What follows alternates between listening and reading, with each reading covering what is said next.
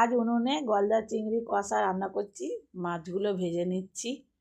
তার মশলা রেডি করা আছে, মশলাগুলো দিয়ে দেবো। নুন, লঙ্কা, হলুদ। মশলাটা দিয়ে আর একটু কষিয়ে নেব। দিয়ে দেবো একটু জল। জল দেওয়ার পরে একটু সেদ্ধ করে নেব।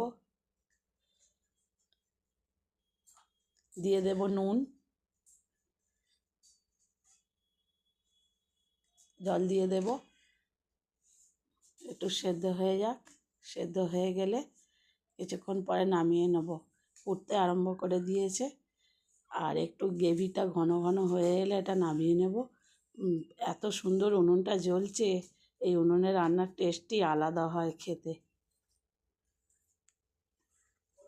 রেডি হয়ে গেছে।